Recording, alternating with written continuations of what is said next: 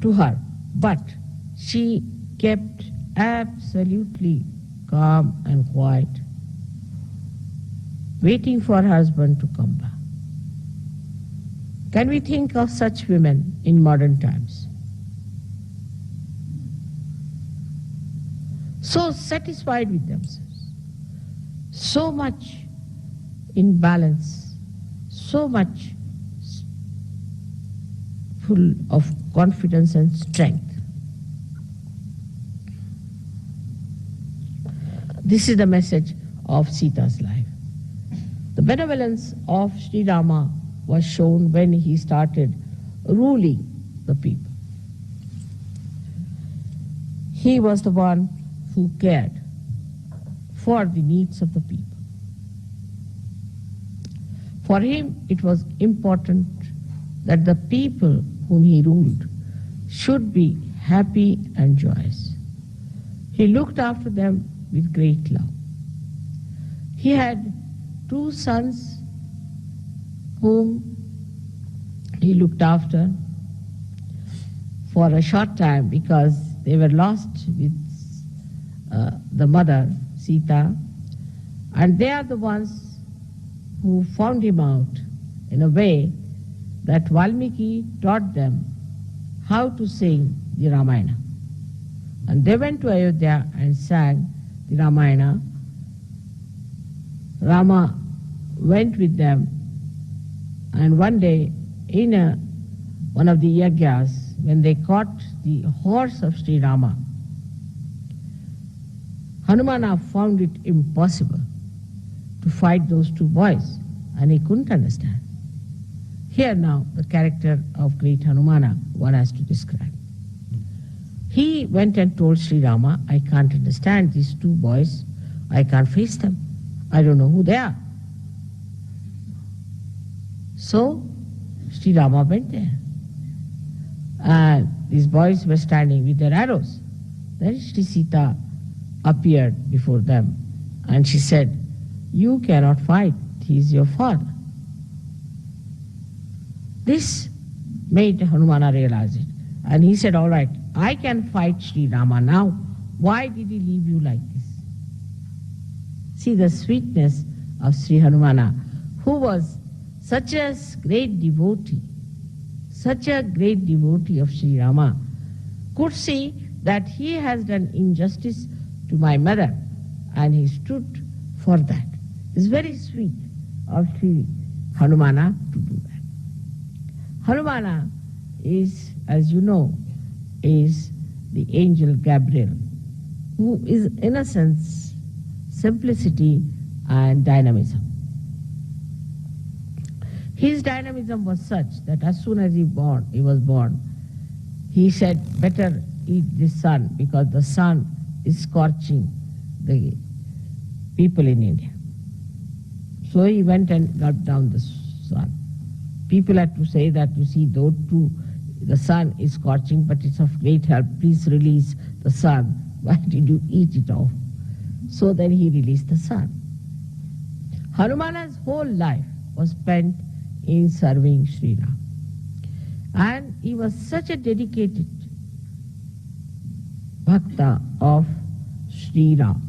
Now here the contrast is also that Hanumana had Navadha siddhis, 9 siddhis. The Anima, Ganima, Laguma, and all sorts of things, that he could become small, he could become big, he could, so many things he had. Despite all these siddhis and the amount of power he had, that Sri Rama once asked him that my brother Lakshmana is being hit and he's very sick, he's just dying. So you go and get a particular kind of sanjeevani, a kind of herb, which I want to rub on his head. So he went there and he couldn't find it. So he brought the whole of the mountain on his hand and gave it to Rama. Now you select, I don't know, I can't find it. That is the Hanumana Shakti. And with all that power, he was such a humble person and such a dedicated person. This is the sign of a powerful surgeon. Anybody who is powerful has to be humble and non-violent. Mahatma Gandhi used to say that what is the non-violence of the weak? A weak has to be non-violent. What's so great? That's a policy or a kind of a protection that he has. So a weak person has to be non-violent because he cannot face, he cannot protest. But non-violence of the powerful is the sign of real non-violence. Those who are powerful, if they are non-violent, that means they are quite confident of their powers. Those people who are confident of their powers, why should they aggress others? They just stand. All right, come along. What do you want? Even saying that, people run away.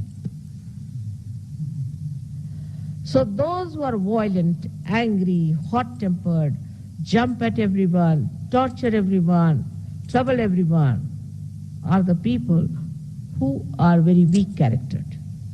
Their character is weak.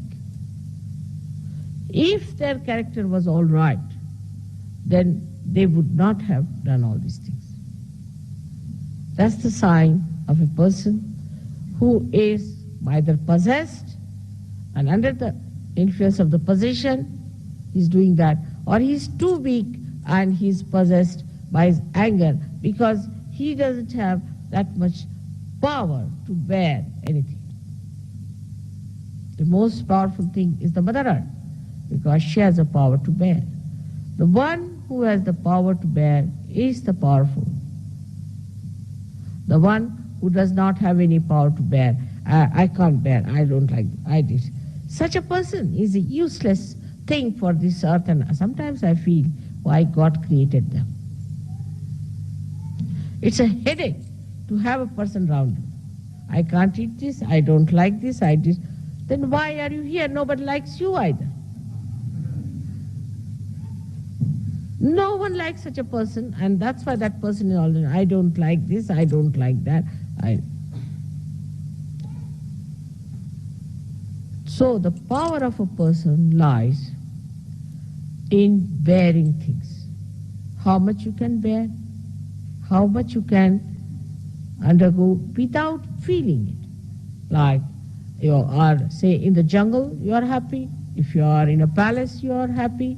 If you are with this color or that color, if you are with this race or that race, if you are with this kind of life or that kind of life, you can bear it. And that bearing power gives you the caliber to have Sahaja Yoga. It's not that this is shown, it's not that is being suffered. Don't have to say, I suffer being like this. No, you don't suffer. It's just by the way. For a person who wants all the comforts, a person who wants to live with all the luxuries, but not with any kind of defects or any deficiencies, is a beggar, I would say, in every sense of the word. I mean, best things to get rid of problems is not to have them. In the sense, now I don't drive, so I have no problem of driving. I never telephone, so I don't have problems of telephones. I don't go to the banks, so I don't have problems of the banks. The best is, I don't have any income, so I have no problem of income tax. Whatever bothers you, you just don't have it. Why do you want to have it? Have it and then bother about it. It's very funny that you can get rid of anything that bothers you very easily in this world, so you need not have that kind of a thing on your head. But when the word problem, especially in the European community, problem is a very common word. But in English language, we never learned this word, problem. You see, only the problem was used when we were studying geometry. Geometrical problem, but we never knew there's a problem in life. Later on, when I came in contact with European community, they'll say, there's no problem. This is the problem. At least in one day, 100 times, they say problem word. So, for a problem, the solution is not to have that thing which gives you problem. You can give up anything. Anything that you want, you can give up if you know how to detach yourself from that. Many people come and tell me, Mother, we have an ego.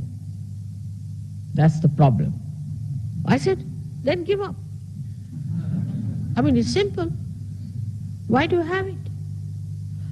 As if, you see, they want to say that we have trouble with this thing, but still we are clinging on to it.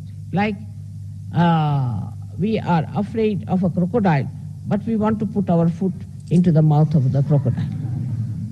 And we have a problem that our foot will be eaten up by the crocodile. Now give up.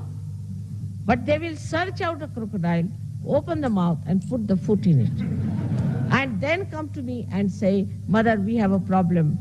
My foot is in the mouth of the crocodile. To get to problems, you have to get to it. But without getting to it, how will you get a problem? Say, for example, people have very silly, stupid problems. Now, the first problem somebody may have, oh, I have to get my clothes pressed. What's the need? No problem, wear them as they are. Who looks at you? You see, there are all the people who have pressed clothes. Doesn't matter what is there if it is not pressed. It's a problem for them. It's silly things like that. You see, very silly things. But the greatest problem I think you have is your watch. In Switzerland, I shouldn't say so.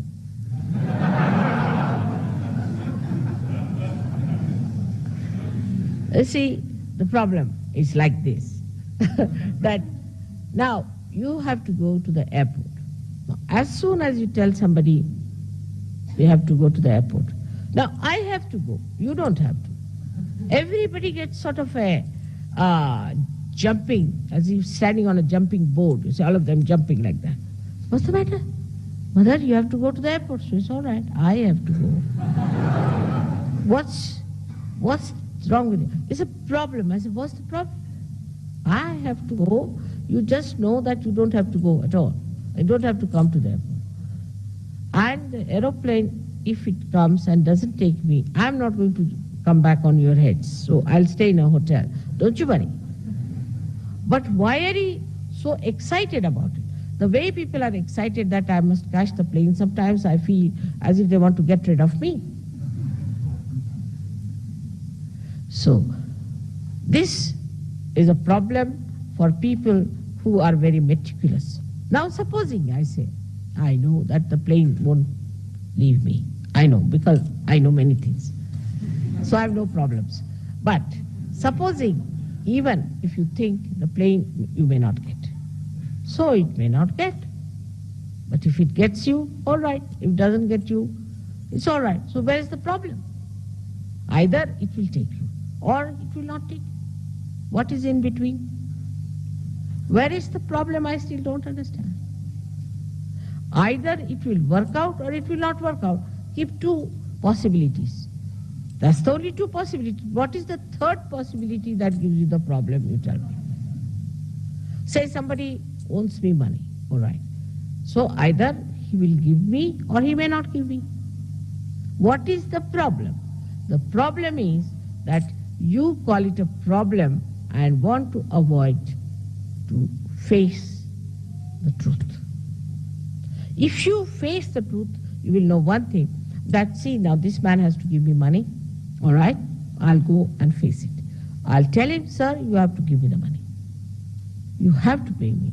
This is your uh, duty. And if you don't pay me, you are doing wrong. You get at him and face him and tell him. But you won't do that. You'll sit at home, oh God, it's a problem. I have to, you see, that man is not giving money. Oh God, that's a problem. Sitting here, hitting your head all the time. How will you get it? If you face it directly, then you'll be amazed. There's no problem for anything. Say your car fails.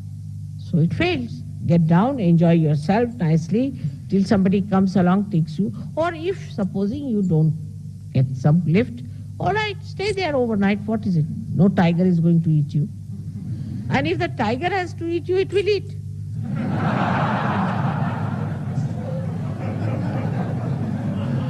Where is the problem? Still I can't see. I can't see the problem. If tiger has to eat, that's already destined that the tiger has to eat. In any case, nobody dies. You'll be born again.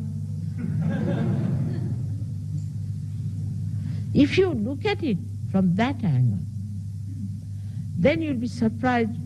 Most of the problems do not exist. They are like bubbles created by our own thinking, the waves of our thinking.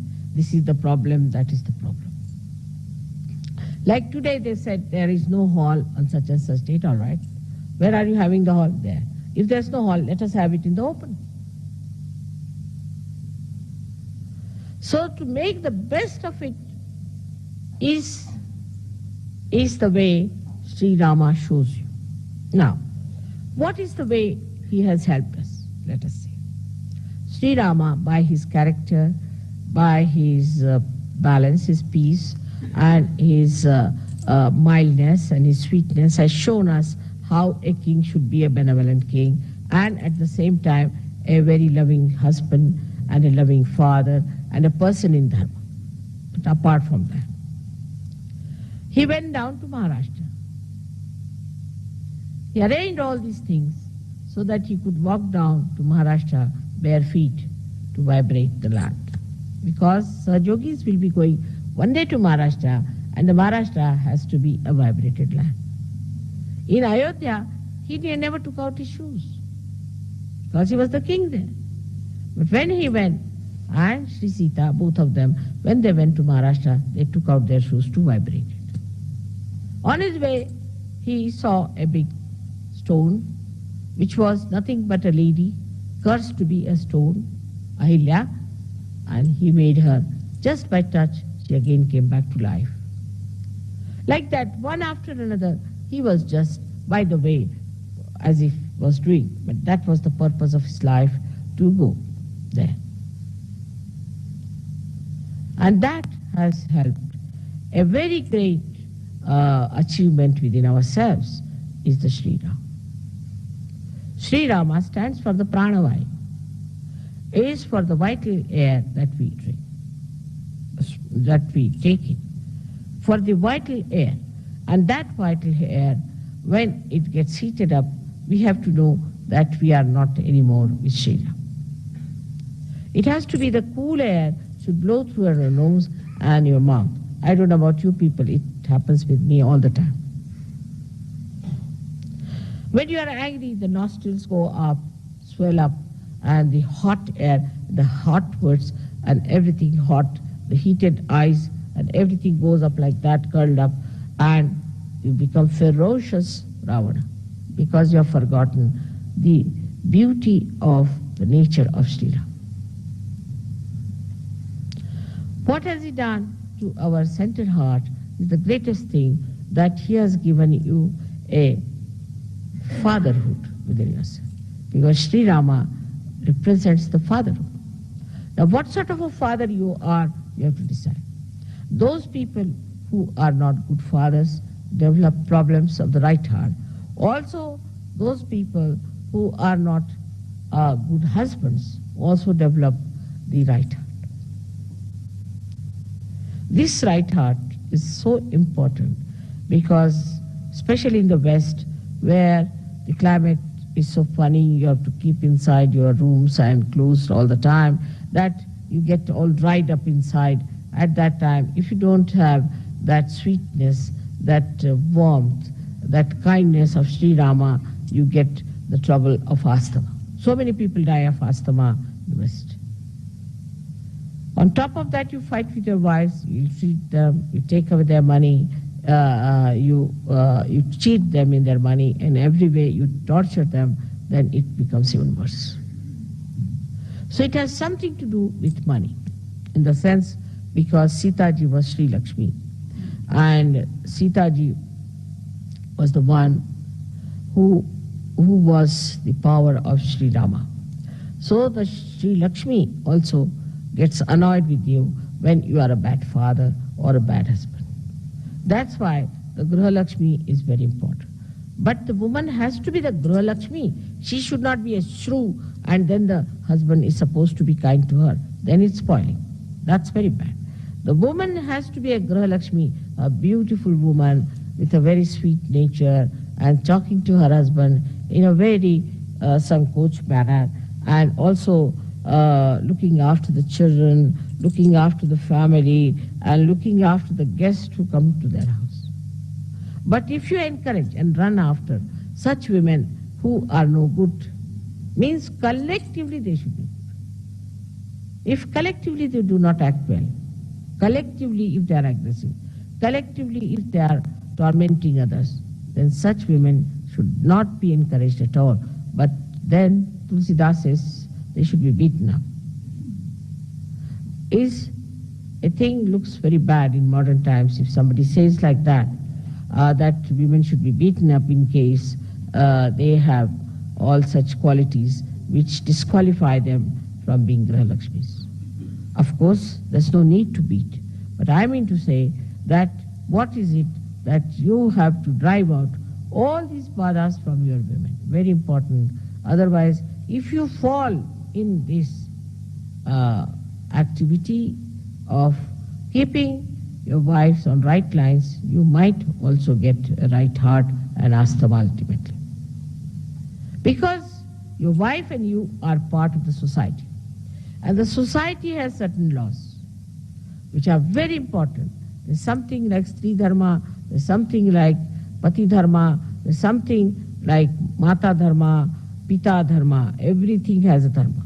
Those men who torture their wives have very bad heart. In the same way, those who play into the hands of their wives also have a very bad right heart. You have to be in the balance. You are the husband and she's your wife, and both are responsible for keeping a very good family relationship. It's not one-sided. It's not the husband only or the wife, but both of them to be in such a manner that they act according to their nature of woman and man, and respect each other, love each other, share everything with each other, and exist in a way that people should see that there are two wheels of a chariot, one on the left, one on the right. There's no imbalance. They are equal but not similar, as I have told many times. Now in the case of Sri Rama, he left his wife. When it came to Sita, she left him too. But she left him as a woman would leave, and he left her as a man would leave. She also left him. But in a way that is suitable for a woman to do. And he did it in a way that is suitable to a king. In the same way, a woman, when she acts, she has to act like a woman. The same thing she may do as the man does, but she has to be a woman, or a man has to be a man. So that's the Maryada Purushottama. Is the one who is the highest among all the men, which is all the Maryadas, all the boundaries that he observes. The boundaries are such that you do not try to overpower others, or you do not try to take their seats. For example, I've seen those who are aggressive also show up in our programs. They will be the first before me.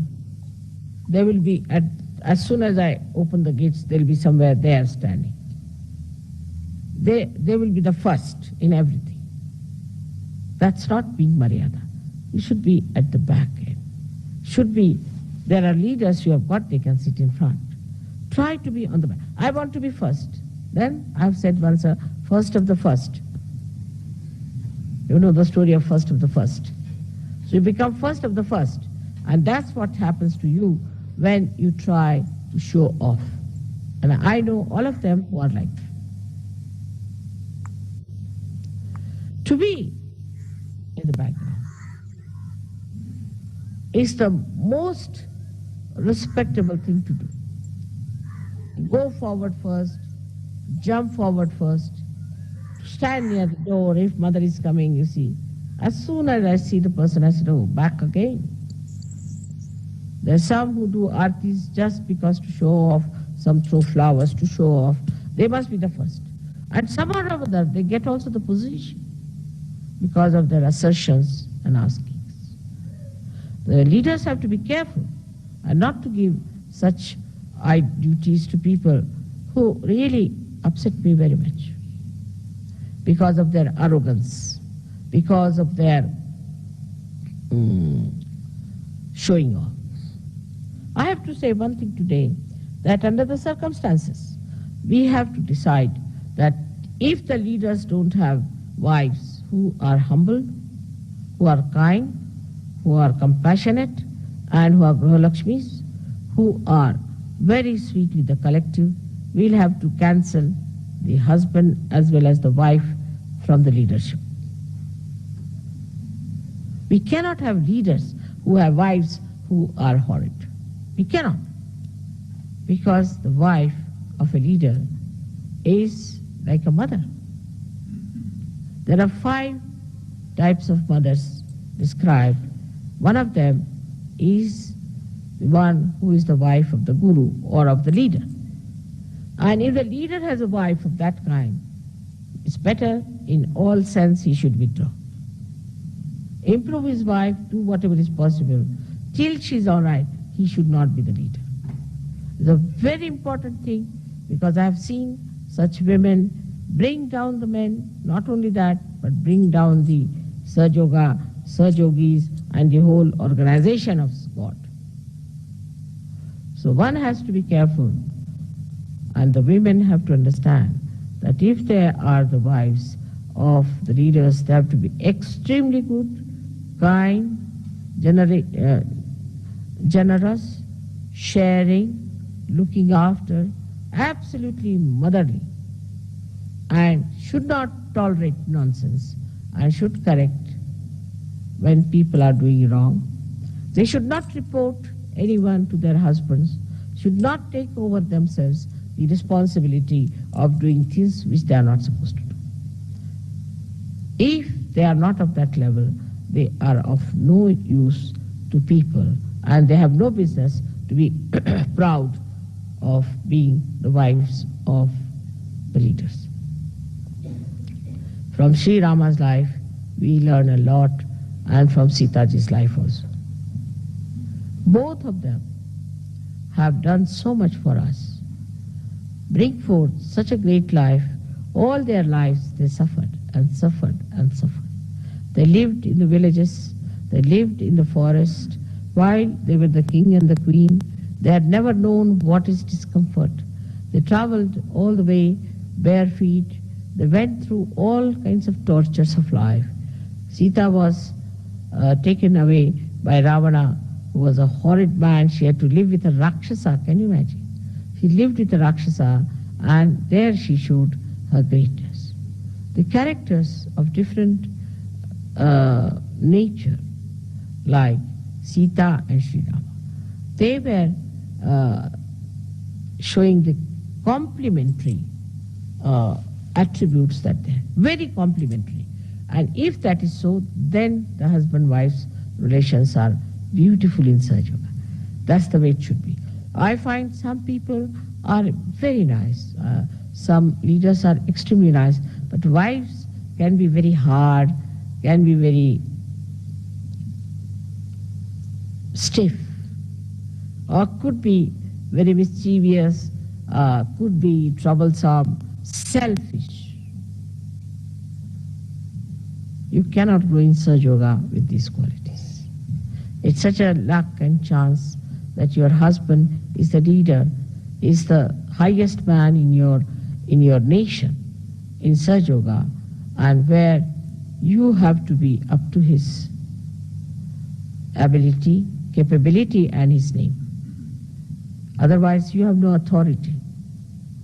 That's why I have to tell you that on this day of Dasera, let us decide that we are going to have Ram Raj in Sahaja Yoga, where there is benevolence, there is love, compassion, security, peace, joy, discipline among ourselves. The whole disciplining is within ourselves. What I say about Sri Rama is that he himself has put himself into the discipline of Maryadas. In the same way, we ourselves should put ourselves into the discipline of Maryadas. It is a very great thing that it should happen in Switzerland, because Switzerland needs it the most. The blessings of Sri Ram.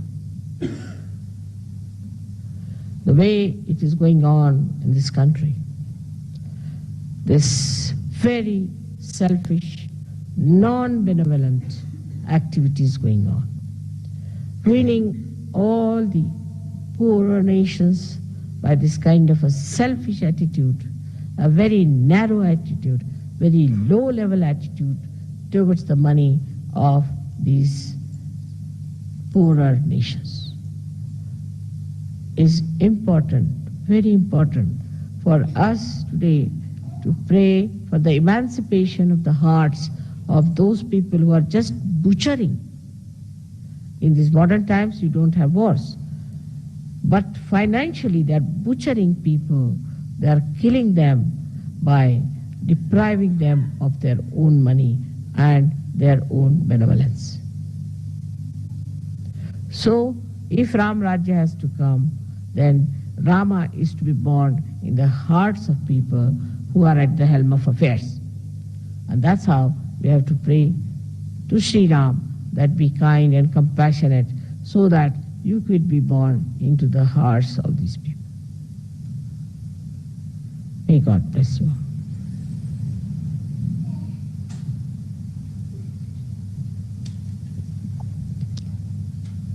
May I have some water, please?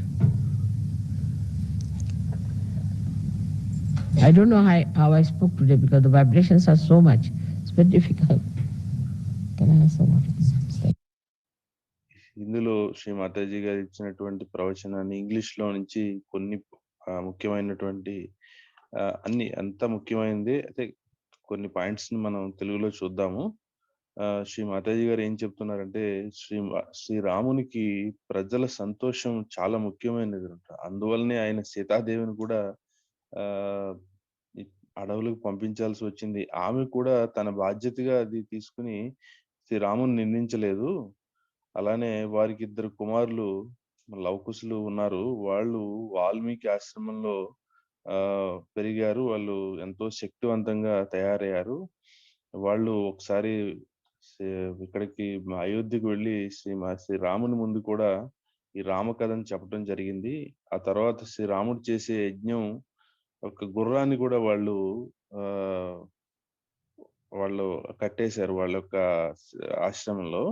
అయితే అప్పుడు హనుమంతుడు కూడా వాళ్ళతో fight చేయలేక శ్రీరాముడి దగ్గరికి వెళ్ళి ఈ విషయాన్ని చెప్తే ఆయన స్వయంగా రాముడు ప్రత్యక్షంగా వచ్చి వాళ్ళతో యుద్ధం చేయడానికి అయితే అప్పుడు సీతాదేవి గారు లేదు మీరు యుద్ధం చేయలేరు వీళ్ళతో అని చెప్పేసి ఈ లవకుశులకి చెప్పారనమాట, వాళ్ళ మీ తండ్రి అని. అప్పుడు ఆంజనేయ స్వామి యాక్చువల్ గా రామునితో యుద్ధం చేసిన టైప్ లో ఆయన ఇది చేశారనమాట. ఎందుకంటే ఆయన తన యొక్క తల్లిని సీతాదేవి గారిని ఆ విషయం అప్పుడు ఆయనకి అర్థమయ్యి అలా ఒక హనుమంతుని యొక్క గొప్పతనాన్ని గురించి కూడా ఆంజనేయ స్వామి వారి గొప్పతనాన్ని గురించి కూడా శ్రీ మాతయ్య గారు ఏంటంటే ఆయనకి 9 సిద్ధులు ఉన్నాయి నవనిధికి అని చెప్పేసి. అలాంటిది ఆయన ఎలాంటి గొప్ప గొప్ప కార్యాలు చేశారంటే లక్ష్మణునికి ప్రాణదానం చేయాల్సి వచ్చినప్పుడు ఆయన సంజీవిని పర్వతాన్ని అక్కడ టైం వేస్ట్ అవుతుంది వెతకడం కోసం అని మనకు తెలుసు ఇవన్నీ కూడా తీసుకొచ్చారు. పర్వతాన్ని తీసుకొచ్చి ఆహ్, అక్కడ లక్ష్మణుని యొక్క ప్రాణాన్ని కూడా కాపాడారు. అలానే ఇంకొక చొ విషయం ఏంటంటే మనందరికీ కూడా చాలా మంది కోపాన్ని ప్రదర్శించేవారు నిజానికి చాలా వీక్ పర్సన్స్ అని చెప్పారనమాట. చాలా మంది కోపాన్ని ప్రదర్శిస్తూ ఉంటారు. అలానే వాళ్ళు నిజానికి చాలా వీక్ పర్సన్స్. చాలా మంది సంతృప్తిగా ఉండరు. ప్రాబ్లమ్స్ అంటారు ప్రతిదానికి కూడా. ఏంటి ప్రాబ్లమ్ అనేది మనం ప్రతిదాన్ని మనం మన కండిషనింగ్‌తో అది పెట్టుకొని దాన్ని ప్రాబ్లమ్‌గా క్రియేట్ చేసి మళ్ళీ మనం ఏం చెప్తామంటే ఇది నా ప్రాబ్లమ్ అని చెప్తాము. సో, అది మీరే పెట్టుకున్న ప్రా కండిషనింగ్ వల్ల మీకు వస్తున్నటువంటి సమస్య అది. కాబట్టి ఆ సమస్య నుంచి దూరంగా వెళ్ళండి అని చెప్పి ఒక మంచి ఉదాహరణ ఏంటే మొసలి నోరు తెరిచి మనం కాలు పెట్టి ఇప్పుడు నన్ను అది కరుస్తుంది అంటే అని చెప్పి చాలా జోక్‌గా చెప్పారు శ్రీ మాతాజీ. ఆహ్, అలానే శ్రీరాములు వారు మహారాష్ట్ర వచ్చినప్పుడు ఆయన ఉత్తి కాళ్ళతో అంటే చెప్పులు లేకుండా ఆయన మహారాష్ట్రని మొత్తం కూడా వైబ్రేట్ చేశారు. ఎందుకంటే ఒకప్పుడు సహజయోగులు ఇక్కడికొస్తారు. వాళ్ళు అని చెప్పేసి ఆయనకి ముందే ఆ విషయం గురించి తెలుసు కాబట్టి ఆయన ఉత్తి కాళ్ళతో నడిచారని చెప్పారు. అలానే అహల్య శాప విమోచనం కూడా చేశారాయన.